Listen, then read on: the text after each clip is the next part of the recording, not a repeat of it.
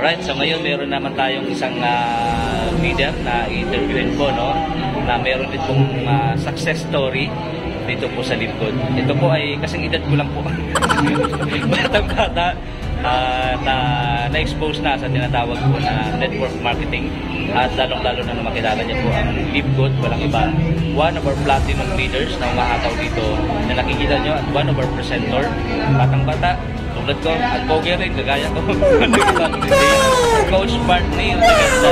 Yan, hello sa inyong lahat. Ayan, so shout out po sa team ni Coach Santi, Team Elevate. So shout out po sa inyo. No? So yan, ako nga pala si Coach Marnel Dagaslas. So yan, 22 years old and at the same time, platinum rank na po tayo. Ayan, so alam nyo, no, nagsimula kami, kumbaga nakita lang namin po yung kagandahan ng business. So, siyempre, meron kami previous company and hindi naging madali. Okay? And nung pag-transition namin, kahit pa paano, kumbaga, dahil kumbaga nakita namin yung kagandahan ng negosyo, so tinuloy-tuloy talaga namin, hinato namin, tapos diretso na kami ng full-time.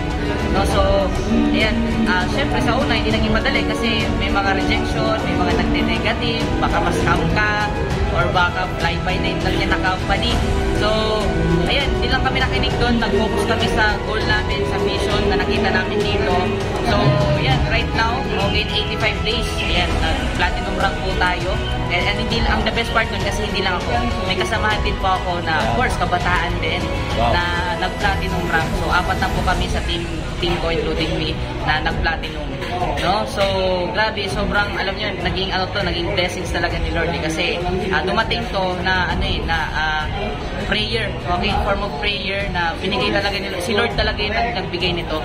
No? Kaya, yung advice ko lang po sa mga members na, okay, especially sa team ni Coach Santi, no? So, tuloy-tuloy po nating aralin negosyo, huwag po tayo magsasawang mag-attend ng mga presentation, ng mga trainings, kasi doon tayo mabibuild eh, di ba? So, syempre, doon ka rin matututo para mas marami kang or mas alam mo yung i-share sa ibang tao. Ayan, syempre, pagka kumita tayo, di ba? So, gamitin natin syempre din ng tama yung income natin. Alright? So, yun guys, and sa mga hindi pa members ng sa Livegood. Alright? So, yung advice ko po is that syempre, tingnan nyo. Okay? Tingnan nyo po and aralin nyo. Kasi sobrang ganda po niya, sobrang gaan. At the same time, easy, duplicable, and very generous po yung compensation plan ng company. So, the best of the best leadership from of course, the leader ng team, no? And at the same time, yung sistema natin, sobrang ganda. Kumbaga, first in the history. Diba? So, grabe guys, na-bless lang kami kasi kami kabataan. Diba? Na napasama kami sa lalo na sa mga nakikita kong mga legendary na sa industry, no, na nandito sa Livegood. No, kaya advice ko rin sa mga Gen Zs, kagaya ko, is that, alam ko, may iba nag-aaral, may mga iba graduate na, or baka nagtatrabaho ka na. So, ano lang to, gawin yung part-time, no?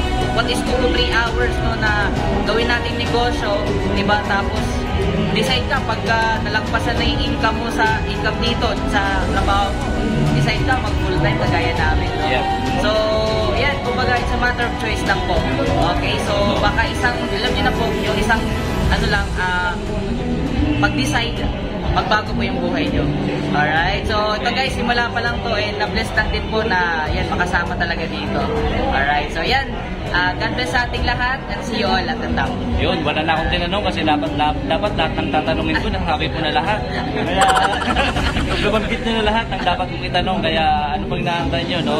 Sa lahat po ng mga nanonood ng vlog na to, ng video na to, this is your moment. Masasabi ko lang, this time, tayo naman. See you at the top. Yes. Thank you, Coach. Grabe. Alright.